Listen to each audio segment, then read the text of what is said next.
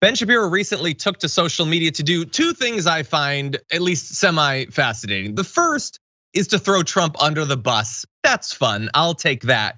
But he also accidentally revealed something really core and honest about what he thinks politics is truly about. And I think that's even spicier. But here's the beginning of the thread. He says the Republicans are losing steam in the 2022 election, which is true. There are some reasons for this, the Democratic upswing in the wake of Dobbs being the most obvious factor. But there's something else going on here that represents a deeper problem for the Democratic Party. For the Republican Party. First of all, I love that he just glosses over. He admits, we overturned Roe v. Wade and that is hurting us across the country. Maybe this is an opportunity to learn something from that. Why is that hurting you across the country? Why is it that people didn't want that to happen? But he's moving on. He's not interested in that. He says there's a bunch of nonsense, and we're gonna get to the point though. This means that when Trump is attacked, Republicans immediately return to making him the centerpiece of the conversation. And this harms them electorally, as every poll is now showing. I think he's largely right. They are universally defensive about Trump, and that doesn't necessarily seem to be helping them. Although it does apparently help Trump vis-a-vis other Republican candidates. Ben then says two things can be true at once. First, the FBI raid on Trump looks like a political hit. Second, the more Republicans talk about Trump, the worse they do electorally. I agree, two things can be true at once. Actually, more than two things can be true at once, and I'll prove it right now. The third thing that can be true is that Trump broke the law, and it's super weird that you don't even pause for a second on that possibility. Ben's just moving on. It's a political hit. It hurts the Republicans. Yeah, but what about the actual facts, the actual substance? Did he break the law literally hundreds of times by keeping documents that he had no right to have? Are you interested in that? Do you want to find out about that? You were freaked out about Hillary Clinton in the emails. Are you potentially interested? No, you're not interested in the docs? Okay, Ben, we'll move on. And this is where he reveals himself. He says, Americans vote against things, not for them.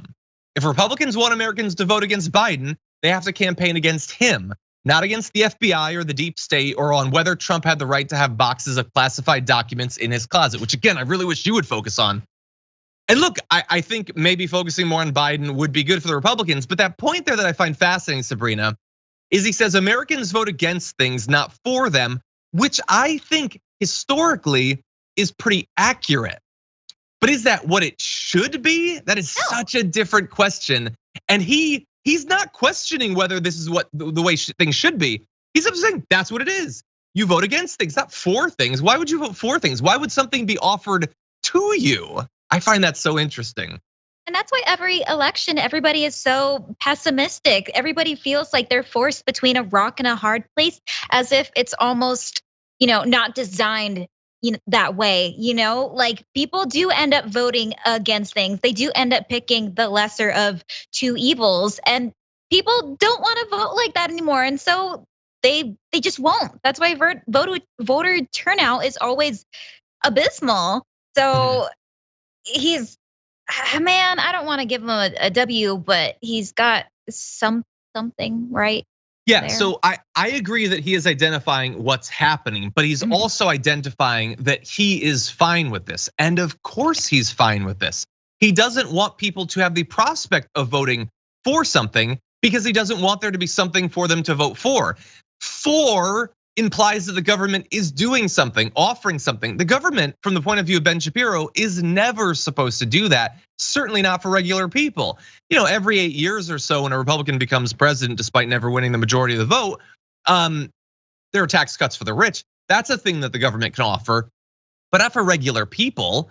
The Democrats are supposed to vote against Trump. The Republicans are supposed to vote against, I don't know, trans swimmers or something, but always against people, never against something actually being offered. And I think that that's wrong. You'll notice he's not telling the Republicans to campaign on what they're gonna do, what they're gonna offer, what they're gonna change, the legislation they're gonna pass. He's just saying, don't hit the deep state, hit Biden directly, which is effectively the same thing. It's just say stuff. Don't do anything, don't offer anything, don't promise anything, just say things. And then one way that I think he does sort of get something wrong is, I'm gonna jump ahead to this last graphic 6. He says, Democrats, we don't wanna talk about Biden, the economy, our perversion of the education system, or Afghanistan. let's talk about Trump. Republicans, great idea. Let's talk about Trump. Okay, but here's the thing. The Democrats actually have been doing some stuff recently. They passed that climate bill. They canceled student loan debt. Those are things that they do want to talk about. It's not that the Democrats don't want to talk about the education system. They want to talk about the fact that they just canceled that debt. It's Ben Shapiro that doesn't want them to talk about that. He wants it to be kept about personalities. Sabrina, any final thoughts? Yeah, I don't know what exactly he's talking about, as if like Republicans, that's a great idea. Let's talk about Trump. Like, I feel like that was a strategy even, back when Trump was campaigning, let's just talk about Trump and how ridiculous he is. But he's also forgetting to mention that kind of backfired for Democrats as well. So I don't know why he's kind of poo-pooing on the Pied Piper strategy when it kind of worked for the Republicans before. I really don't know what he's trying to say.